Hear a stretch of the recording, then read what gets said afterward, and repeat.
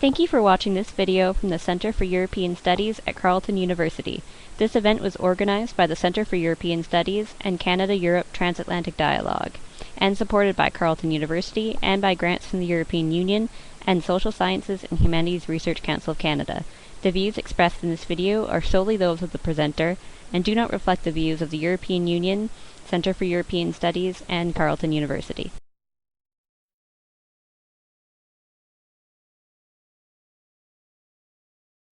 The original idea of the paper was to take on board the European part of my role as a visiting scholar at Carleton and to look at the idea of Europeanisation, which is a concept that's been much debated in thinking about how the interaction between the member states and the European Union has evolved.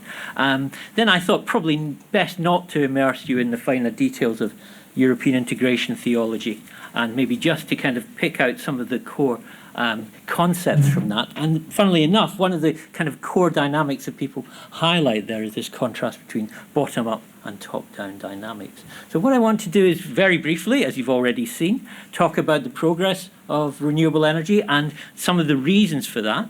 I then want to focus in on this dynamic between EU and national renewable policies, skim a little bit the overall evolution, because I think it's quite interesting to see how this policy has evolved, and then conclude with some more general points about the extent to which we see a Europeanisation of European energy policy. So, basically the story is in the next 3 slides, so I'll maybe just show those instead. This is what has happened to renewable energy output within the EU. You can see basically the big blue bit, naturally enough, is hydroelectricity, and then the next sort of little brown chunk emerging in the last 5 years or so is solar power. The next chunk is wind energy, and finally a kind of collection of other renewable energy sources. This data comes from the BP Statistical Review of Energy, so it's a slightly different data set from the one that the EU uses, that's particularly apparent if we look at the next slide, which is this, which shows basically the way in which the mix between hydro and non-hydro resources has evolved. Basically, non-hydro resources now account for more than half of total renewable energy supply within the EU, and that little line that's trickling up there is the overall share of all renewables. On this graphic, it's showing it at about 13% as of last year. The EU numbers are a little bit higher than that, but the overall trend is pretty unmistakable. Now, the point that I would like to, and just very briefly on the last of it all, the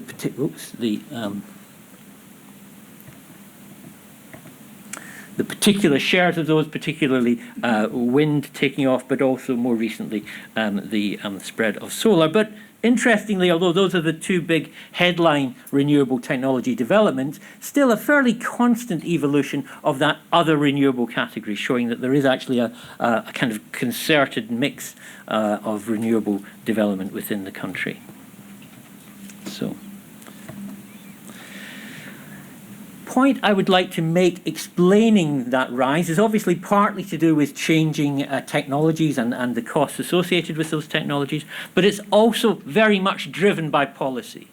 The extent to which these results are the outcomes of very determined national and particularly national policies, I think has to be stressed in understanding what's been going on within the EU as a whole. And then we have to look at how those national policies are kind of mapped onto whatever has been discussed and debated at the EU level. And this is where I kind of draw upon that Europeanisation idea a little bit. Effectively, the interplay between the member state and the EU level, which is probably more intensive from what I can gather than the interplay between the provinces and the federal level within the Canadian context, is that the member states co-decide with the European Parliament on the details of policies, and that provides an opportunity for member states to kind of, as it were, migrate their own preferences to the European level. Or indeed to try and limit the extent to which those EU policies might impinge on their own responsibilities. And also member states are responsible for implementing whatever's agreed at the European level. So we have those kind of bottom-up and top-down dynamics at work in that respect. Now, both EU and member state renewable policies have obviously been shaped by the mix of supply security, climate change, market regulation as priorities in the energy policy realm, and innovation and regional development on industrial policy. But the way in which those different factors have impacted and the way that technology, economy, and politics have impacted diverges considerably both between member states and also between member states and the EU. And I'll just try and demonstrate that a little with this quick overview, kind of bringing out the frustrated historian in me. First thing, going into the deep, distant past, long before some of you were born, and that's basically where we see the beginnings of renewable policy absent the development of hydroelectricity and one or two other particular options. The catalyst broadly for this was the oil crises of the 1970s, and at that time the European community thought about renewable energy, as it called it then, alternative energies, as one way of improving energy security, but it was a very small part of the picture. The bigger picture was going to be met by indigenous fossil fuels and nuclear power. That translated into very small research and development budgets. National level, a little bit ahead of the game, but not much, and quite divergent outcomes there. This is just a snapshot from the IEA's data on research and development. Basically, the figure to look at there is the percentage column, which shows that over the decade that I'm talking about, basically research and development on renewables ranged from 4% in the UK up to 22% in Denmark. Most countries were closer to the UK end of the spectrum. So although this was a period when historically research and development was at a very large scale, is public research and development, it was mostly going, as I've said, on fossil and nuclear rather than renewables, with one or two countries taking the lead on other technologies. So moving into the next phase, the period up to the end of the century, we see a rather interesting consolidation of renewable policies. Research and development, again, a major driver of that goal, but also increasingly regional development. The EU has a budget which is about 1% of the EU economy. So relatively speaking, EU-wise, it's a small resource, but in particular areas such as research and regional development, it's quite a significant player within the European economy. And in both respects, renewables were getting a larger but still small piece of the pie.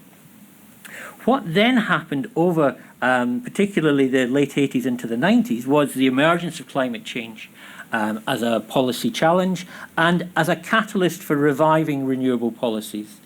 We see the first of many targets, doubling the renewable share from, I think, 4% to 8% in this period. The other thing that happened in this period was the kind of unlocking of the single energy market as a goal for European energy policy. Now, basically, the single energy market is applying the logic of European economic integration to a sector which traditionally wasn't very integrated, the energy sector. And basically, it meant liberalising markets, demonopolising, reducing state aids of one sort or another. This project was very much at odds with the way in which national policies were emerging to promote renewable energy. Basically, national policies were moving, they were still maintaining research support as an instrument, but increasingly they were about facilitating market access, allowing renewable producers to sell their power into particularly the electricity system.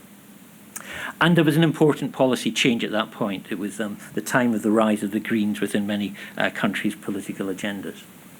The figures here and at the bottom of the other slides just kind of give you a running total of the way in which the renewable mix was changing.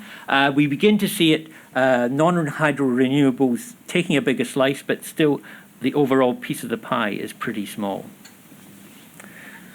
What we then have emerging at the end of the last century was this kind of position of diversity amongst the member states, but a kind of harmonising, liberalising instinct at the European level, basically driven by the European Commission, which is the kind of secretariat, very powerful agenda-setting secretariat of the EU.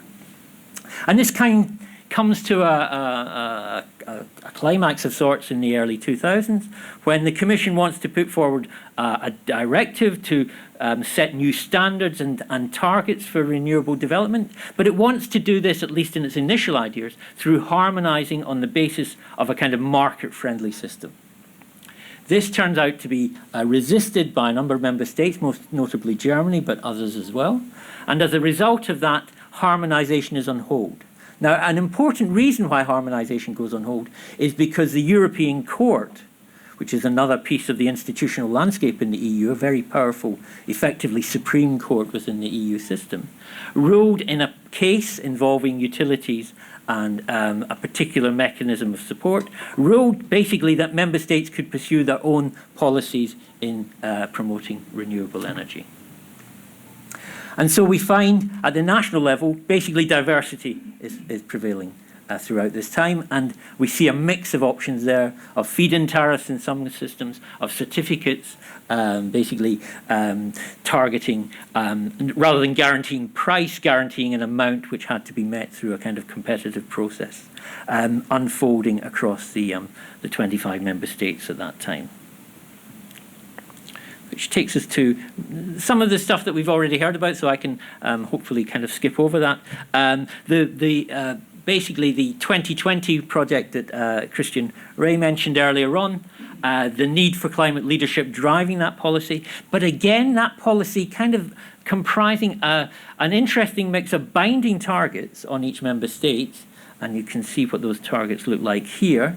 Basically, as Christian was saying, ranging from 10% for Malta and Luxembourg up to 40 and 49% for Sweden and Latvia. So binding targets in terms of what they have to do, but leaving it to member states to figure out how they reach that target.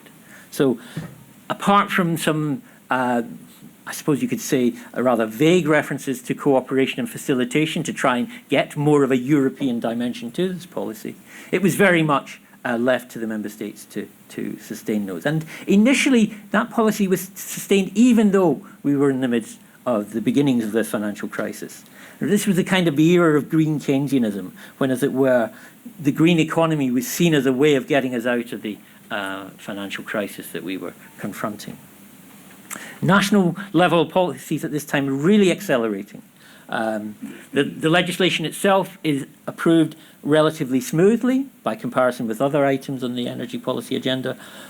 Normally you get a kind of resistance from some member states leading to infringement proceedings in court cases. Relatively little of that in the European renewables case, which again kind of suggests that the Commission wasn't pushing too hard against the particular national interests.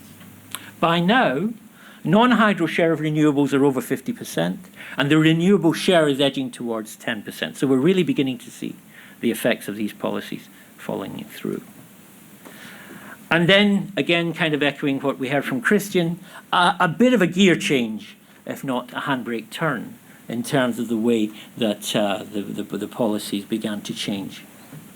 That crisis that seemed to sit relatively happily with this new policy initiative comes back to bite those kind of interventionist policies. We move from a financial crisis to a fiscal crisis, a crisis of capitalism to a crisis of the state. And in those contexts, the kind of interventionist policies that had driven EU policy, member state policies, some member state policies, really encountered serious difficulties. Questions of affordability and competitiveness now became much more central as the costs of renewable support began to mount up in many countries, some of which were in very serious fiscal trouble.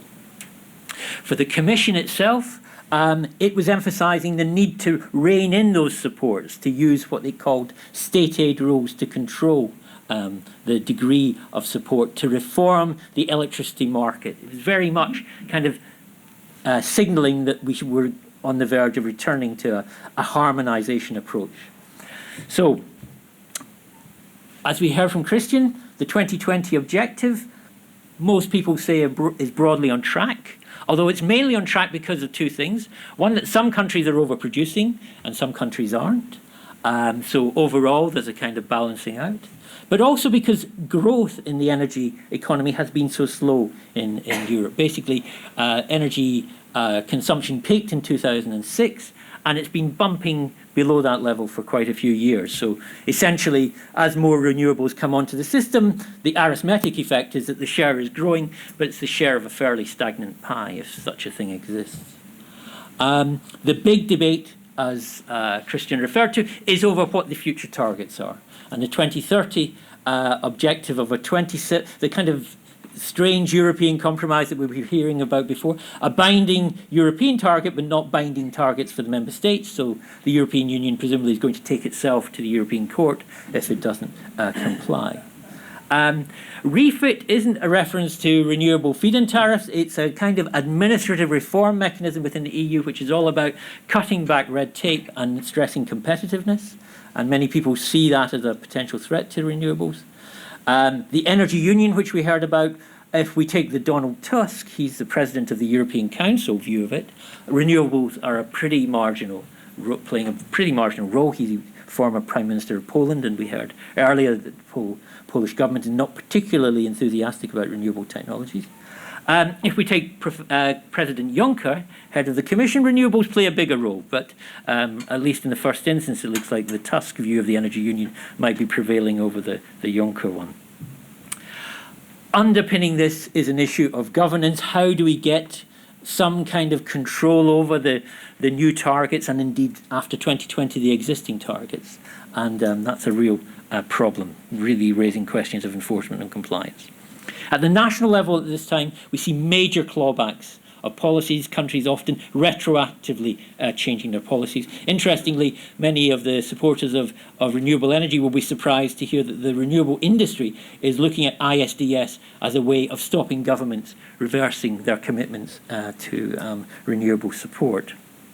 At this moment, obviously, renewables even taking an ever larger share, but the prospects are not particularly promising, and I will be very, very quick in outlining those prospects. First of all, the top-down dimension. It's clear we have a Europeanised objective in terms of increasing share, which may have helped to push along some of the so-called foot draggers in implementing their renewable commitments. European resources for research and development, regional development have been important in shaping it. But overall, the way in which renewables have developed has been very much driven by member states, limited harmonization, and a rather limited implementation as well. So in a sense, the bottom-up dimension is by definition almost rather limited. There was initially some move by some member states to kind of move in the direction the Commission wanted towards so-called trading certificates. But more importantly, as we heard earlier, the role of policy borrowing in feed-in tariffs, and perhaps now with auctions as an alternative to feed-in, maybe being a more important driver. Current trends, policy convergence around retrenchment and revisions would be my rather pessimistic view of what's happening, which produces, perhaps by the back door, a kind of opportunity for EU-level harmonisation. The danger is, if we really go down that path, will that 27% target be reachable if we see a serious scaling back of commitments by member states? At that point, we really do have to hope that the much vaunted improvements in cost competitiveness of renewables allow them to survive within a liberalised European energy market. Thanks.